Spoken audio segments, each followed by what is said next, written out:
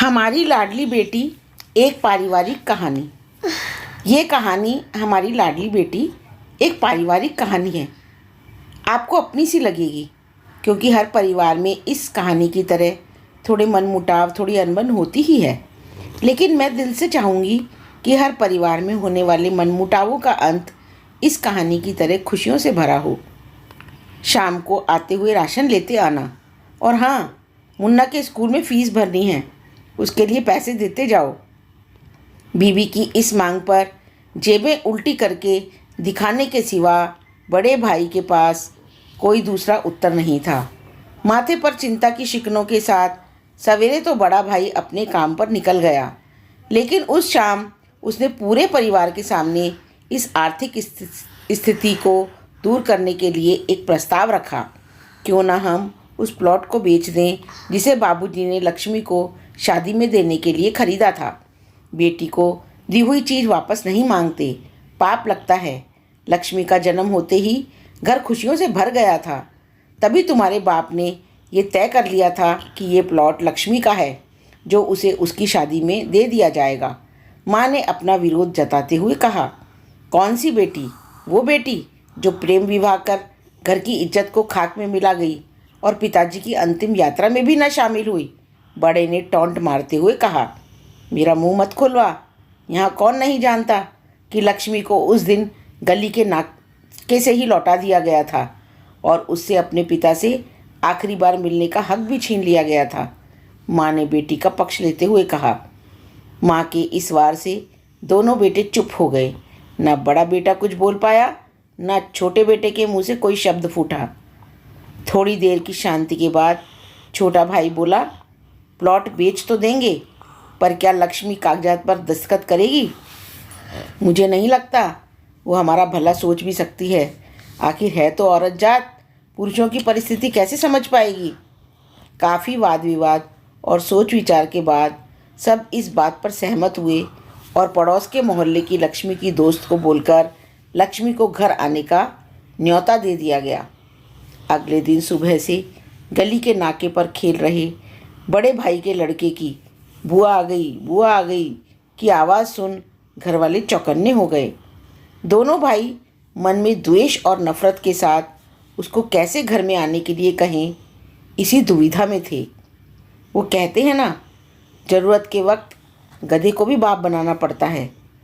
उसी कहावत के हिसाब से दोनों भाई बहन से बात करने के लिए तैयार हुए। दरवाजे पर जब बेटी और दामाद ने पूरे 7 साल बाद कदम रखा तो माँ की आंखें भर आईं और दोनों को बड़े प्यार से घर के अंदर लेकर आई। बेटी और दामाद भी माँ का इतना स्नेह देखकर भाव विभोर हो गए। शाम को साथ में बैठे बेटी दोनों बेटों और दामाद के आगे हिचकिचाते हुए माँ ने ही प्लॉट का मुद्दा उठाया। लक्ष्मी को थोड़ा सा तो अंदेशा था कि कोई बड़ी बात होगी। लक्ष्मी उसी दिन से ये सोच रही थी कि ऐसी क्या बात हो सकती है जो खड़ूस भाई उसे बाप का मुंह भी देखने के खिलाफ थे, वो अचानक इतने कैसे पिघल गए। लेकिन अब उसको सारी बात समझ में आ गई। लक्ष्मी ने तिरछी नज़र से पति की तरफ देखा तो वो बोल पड़ा, देखिए माँ जी, शादी से पहले जो कुछ आपका था वो आप ही का रहेगा। ना उस पर मेरा या लक्ष्मी का कोई हक था, ना ही भविष्य में हम मांगेंगे। इसलिए आप निश्चिंत होकर उस प्लॉट के साथ जो करना है कीजिए। आप जहाँ कहेंगे हम वहाँ साइन कर देंगे। सुबह से अपने जीजा से नजरें चुरा रहे दोनों भाइयों ने अब अपने जीजा को अच्छी तरह देखा। सुबह प्लॉट के कागजात पर बहन के दस्तखत लेकर काम खत्म किया जाए, यह तय हुआ। सब इस मीटिंग को ख़त्म कर उठ ही रहे थे कि टीवी पर एक अनाउंसमेंट हुआ कि आने वाले 21 दिनों तक देश में लॉकडाउन लगाया जा रहा है। लक्ष्मी के पति ने फ़ोन पर बात करने के बाद कहा, अब हम क्या करेंगे लक्ष्मी? कल की बस भी रद्द हो गई है और 21 दिनों तक कोई बस नहीं है। हम तो फंस ही गए। इस खबर से दोनों भाई बहुत निराश हो गए, क्योंकि एक तो उनकी आमदनी कम थी और 2 लोगों का और खाने पीने का बोझा बढ़ गया था। लेकिन माँ तो अंदर ही अंदर बहुत खुश थी, क्योंकि इतने बरसों बाद घर वापस लौटी बेटी इसी बहाने कुछ दिन आराम से उसके साथ रह पाएगी। दोनों भाई छुटकर सब्जी और फल बेचा करते थे। कुछ दिनों में ही लॉकडाउन के चलते और कोरोना वायरस के चलते लोगों ने उनसे सब्जियां और फल खरीदने बंद कर दिए। पहले से खराब उनकी आर्थिक स्थिति और ज़्यादा खराब होने लगी और वह मन ही मन लक्ष्मी के कदमों को अशुभ मानने लगे। बहन और जीजा जी से उनकी यह हालत छुपी हुई नहीं थी। लक्ष्मी के कहने पर उसके पति ने दोनों भाइयों की सब्जी और फल की रेहड़ियों पर लोहे की रॉड और जालियां फिट करवा दी। बाजार जाकर दोनों के लिए कैप, हाथों के दस्ताने और थोक के भाव सब्जी और फल खरीद लाए। दोनों की रेहड़ियां अच्छे से तैयार कर फल और सब्जियां ढक कर दोनों भाइयों को टोपी और दस्ताने देकर जीजा जी ने उनसे कहा, एक बार मेरे कहने से इस तरह से धंधा करके देखो, शायद आपका मुनाफा बढ़ जाए। थोड़ी आनाकानी करने के बाद दोनों भाइयों ने जीजा जी के समझाए अनुसार धंधा करना शुरू किया।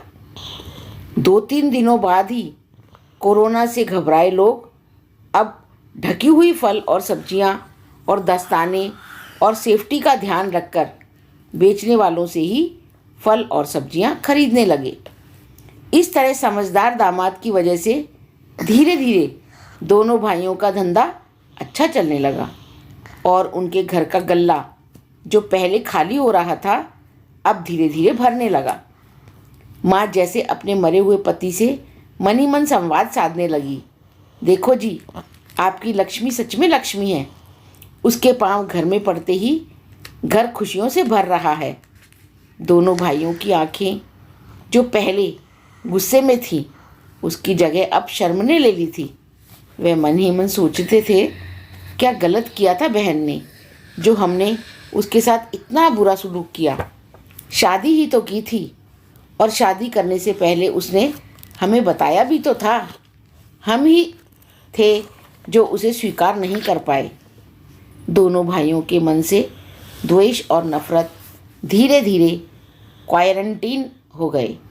21 दिन बाद जब दीदी और जीजाजी प्लॉट के कागज़ पर साइन करने जाने लगे, तब दोनों भाइयों ने उन्हें रोक लिया और उनसे माफ़ी मांगते हुए वो पेपर्स उन्हें देते हुए बोले, शादी के वक्त हमने आपको कोई तोहफा तो देने की बात दूर, आपका हक भी हमने नहीं दिया, लेकिन अब इस प्लॉट को स्वीकार कर हमें प्रायश्चित करने का एक मौका दे दीजिए।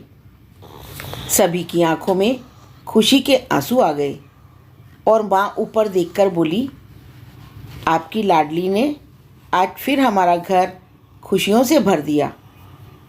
आपको यह कहानी अच्छी लगी तो इसे लाइक, सब्सक्राइब और शेयर ज़रूर करें। धन्यवाद।